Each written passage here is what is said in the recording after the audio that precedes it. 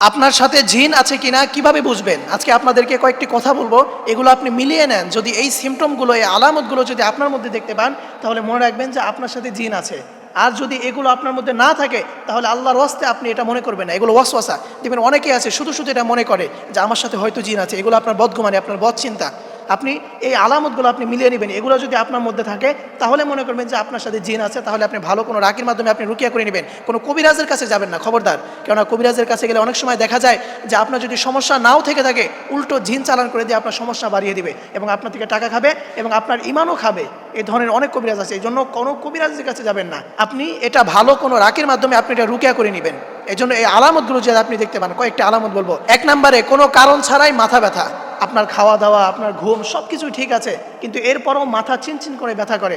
যে আপনার সব কিছু ঠিক আছে, এরপরও মাথা চিনচিন করে ব্যথা করে। এই ধরনের যদি সমস্যা হয়, তাহলে মনে করবেন যে আপনার সাথে জিনের আসর আছে, আপনার সাথে জিন আছে। আপনি সাথে সাথে এটা চিকিৎসা নেবেন। এবং 2 নম্বরে, ইবাদতে মোটেও মজা না পাওয়া।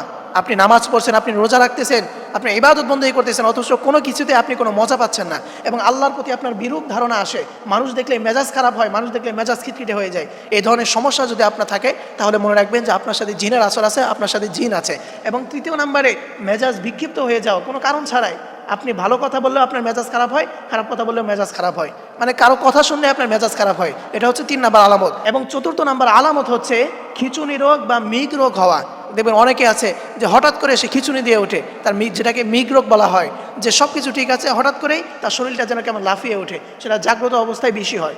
এই ধরনের সমস্যা যদি দেখেন, তাহলে মনে করবেন যে আপনার সাথে জিন আছে। এবং 5 নম্বরে যে আলামত, সেটা হচ্ছে কোনো কারণ ছাড়াই অজ্ঞান হয়ে যাওয়া। যে তার শরীর পুরোপুরি সুস্থ আছে, কোনো অসুস্থতা নাই, এরপরও হঠাৎ করে সে অজ্ঞান হয়ে যাচ্ছে। এই ধরনের সমস্যা থাকে, তাহলে মনে করবেন আপনার সাথে জিন আছে। এবং 6 নম্বরে যে আলামত, সেটা হচ্ছে পশমের গোড়ায় গোড়ায় ব্যথা হওয়া। যে আপনার পশমের গোড়ায় গোড়ায় কেমন যেন ব্যথা করে, অথবা যে আপনার পশমের যে গোড়ায় গোড়ায় সেটা আপনার অনুভব হয় যেন কোনো কিছু চলতেছে। এই ধরনের সমস্যা থাকে, তাহলে মনে করবেন যে আপনার সাথে জিন আছে। এবং 7 নম্বরে যে আলামত দেখলে বুঝবেন, সেটা হচ্ছে ঘুমের ভিতরে ভয়ঙ্কর বা খারাপ কোনো স্বপ্ন দেখা। দেখা যায় অনেকে ঘুমালে কালো কুকুর অথবা কালো বিড়াল দেখে, অথবা কোনো সাপ দেখে, অথবা ভয়ঙ্কর কোনো কিছু দেখে। এই ধরনের ভয়ঙ্কর স্বপ্ন যদি মাঝে মধ্যে দেখেন, মাসে একবার, তাহলে সেটা ভিন্ন কথা। কিন্তু আপনি যদি প্রায় দেখেন, তাহলে মনে করবেন যে আপনার সাথে জিনের আসর আছে, আপনার সাথে জিন আছে। এবং 8 নম্বরে যে আলামত, সেটা হচ্ছে ঘুমের ভিতরে বোবা ধরা।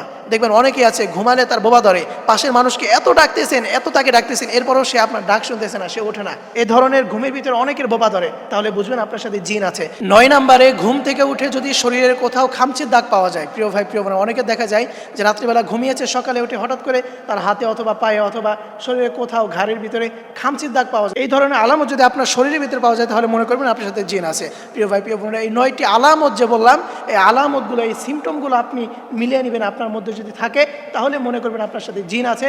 অন্যথায় আপনি কোনো কিছু মনে করবেন না, কারণ এগুলো হচ্ছে ওয়াসওয়াসা, এগুলো আপনার বদ ধারণা। এই জন্য এই আলামতগুলো যদি থাকে, তাহলে মনে করবেন যে আপনার সাথে জিন আছে। এবং অবশ্যই ভালো কোনো রাকির মাধ্যমে আপনি রুকিয়া করে নেবেন, কোনো কবিরাজের কাছে যাবেন না, খবরদার। কবিরাজের কাছে গেলে আপনার যদি সমস্যা নাও থাকে, উল্টো জিন চালান করে দিয়ে আপনার সমস্যা করে ফেলতে পারে। এই জন্য কোনো কবিরাজের কাছে আপনি যাবেন না। আল্লাহ তাআলা আমাদের সকলকে এই দুষ্ট জিনের আসর থেকে আমাদেরকে হেফাজত করুক। সকলেই পড়ি আমিন।